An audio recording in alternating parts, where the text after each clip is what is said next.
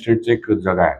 त्याच्यामध्ये गेल्या 2-3 महिन्यापासून हंटर गाड्या आणि रॉयल एनफील्डची हंटर आणि बर्गमॅन, सुझुकी बर्गमॅन ह्या 2च गाड्या चोरीला जात होत्या.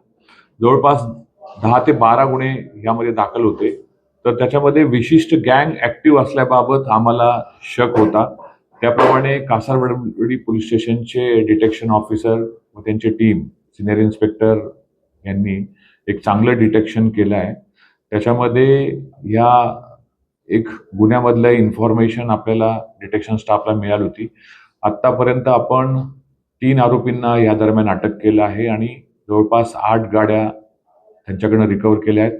आणखी गाड्या रिकव्हर होण्याची शक्यता आहे.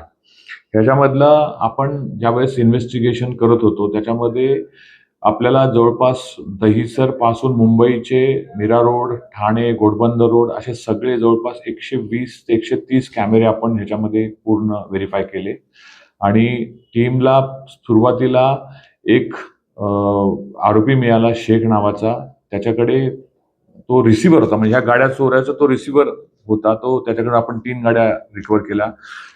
मग त्याच्यानंतर मेन सूत्रधार होता. मेन सूत्रधार जो आहे त्याला ज्यावेळेस आपण अटक केलं त्याचं नाव आहे मिलिंद सावंत. तर तो पूर्वीचा रेकॉर्डवरचा गुन्हेगार आहे. त्याच्याकडे जवळपास 70 ते 80 गुन्हे अशाच पद्धतीचे गाडी चोरीचे दाखल आहेत. आपल्या कासारवडीमध्ये त्याच्यावरती पूर्वीचं रेकॉर्ड पण निष्पन्न झालं. चितळसरला एक गुन्हा होता ते पण निष्पन्न झालं.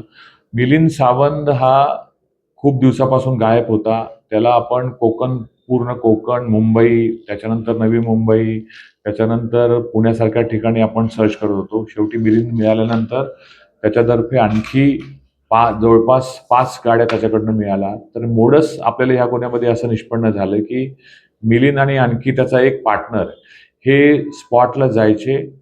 फक्त ज्या गाड्याचं हँडल लॉक नाही अशाच बर्गमन आणि हंटर ह्या 2 गाड्या फेरायचे. त्या गाड्या तिथून पार्किंग लॉटमधनं चालत बाहेर काढायचे. नंतर त्या वायर कट करून डायरेक्ट करायचे आणि नंतर गायब करायचे.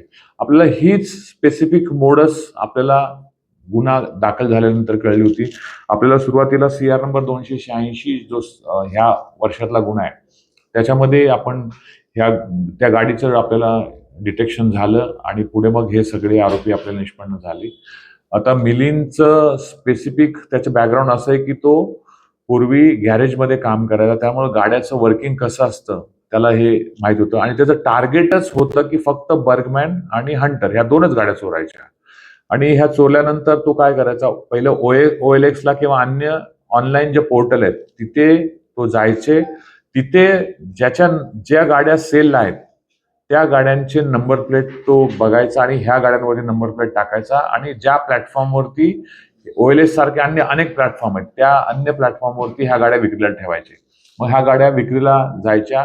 मध्यस्थ म्हणून तो जो दुसरा सोहेल शेख नावाचा आरोपी वापरला, त्याच्याकडे 3 गाड्या दिल्या होत्या. अशा एक चांगलं डिटेक्शन कासारवडोली पोलीस स्टेशनचे सिनियर इन्स्पेक्टर कोल्हटकर, त्यांची टीम API हांगे व सगळ्यांनी केलंय. त्यांचं CP साहेबांनी मनापासून त्यांचा अभिनंदन केलं आहे आणि असेच गुन्हे आणखी निष्पन्न होतील हे आता तपासामध्ये पुढे येऊन जाईल. त्या ताब्यात मिळाल्या आहेत. त्याचबरोबर अशाच प्रकारे